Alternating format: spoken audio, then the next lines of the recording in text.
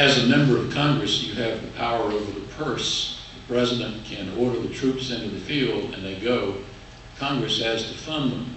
Would you, under any circumstances, vote against funding the troops wherever they've been sent by a president of either party?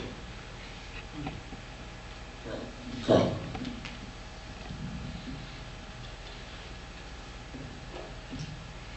The time to question whether you go to war is before you go to war. Once you're there, you betray the men and women who are serving and dying, artificially undermining them with political agendas and restraining their ability to fight with budgetary agendas. So the simple answer, and let me give you a specific one. I don't believe that I would have supported going to Iraq. I believe the fight was elsewhere in Afghanistan. But now that we're there, 5 years later, under no circumstances will I betray those men and women. I will not betray the people who have served and fought and died there by playing politics with the lives of our people, which is something that I believe our Congress does persistently. We talk about pandering, we talk about trying to please people, we talk about flowing with the wind.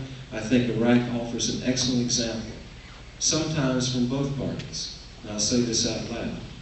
I believe the Republicans fell in lockstep and perhaps stepped into this war prematurely, perhaps arrogantly.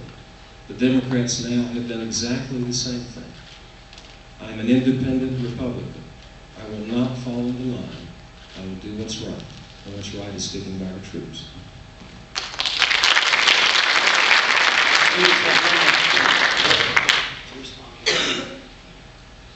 I'm not sure that Iraq is a good example to say that there was a split between the Congress or the president. I think almost everybody voted to go to war based on intelligence that later proved to be faulty, and that's another issue unto itself. Today we have a Congress that won't support the president's policy by funding the troops. They talk a lot about supporting the troops, but they won't fund the troops' mission. I thought that the Congress was supposed to work in concert with the president to ensure that the mission was approved before we went and the troops were there to pursue a foreign policy, a military policy in support of our objectives. So I think it would be a rare occasion, if ever, that I, as a member of Congress, would not vote to support a conflict that was in the interest of the national priorities of this country.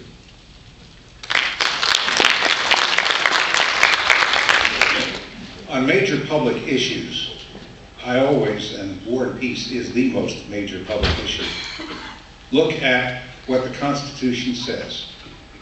It gives to Congress, and only to Congress, the power to declare war, grant letters of marque and reprisal, and make rules concerning captures on land and water. What is the legal constitutional basis for what we are doing in Iraq?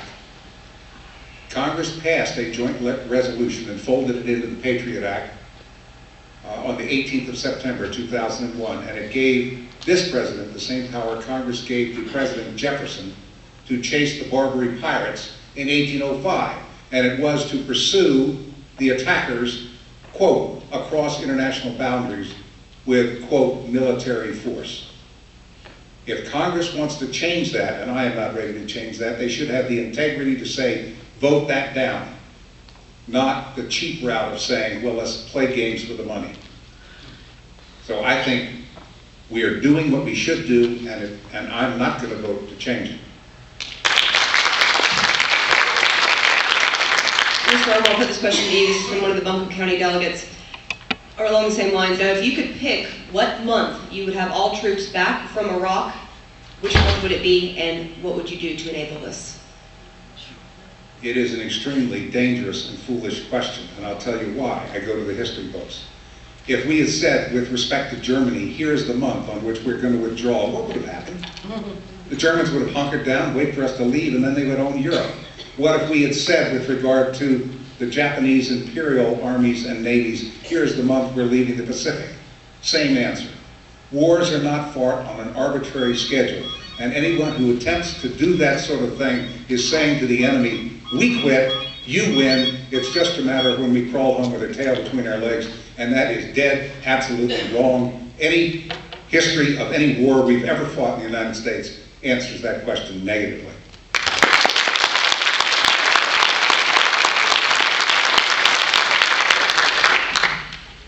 Hillary just said, I think in Asheville, that, or maybe somewhere else actually, but it doesn't really matter, that she's going to direct the Secretary of Defense to begin plans to withdraw the troops 60 days after she takes office. I don't understand how anybody who professes to be potential president can say, we're going to move the troops out of Iraq in 60 days after I take office, because she wouldn't even have considered what the ramifications of that policy would be to the future threat posed by terrorists in the Middle East. It makes no sense to me to ever say we're doing anything like that. And it makes no sense to pursue the war on a policy that isn't total victory.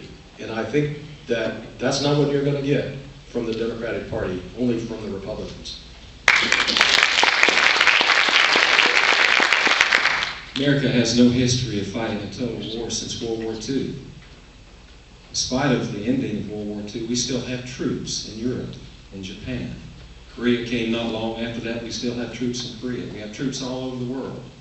I think we have to be extremely careful about the foreign entanglements we engage in, because the American people, reality tells us, are of limited patience for war and the harms that go with it.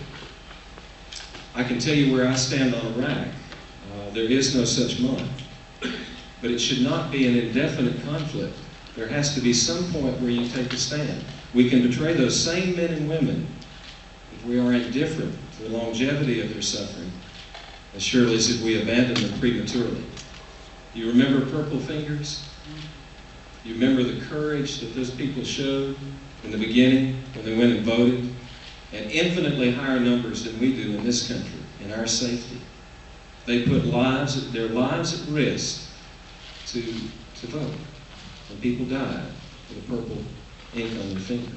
I think we should call for a referendum in Iraq amongst the Iraqi people and ask them one question.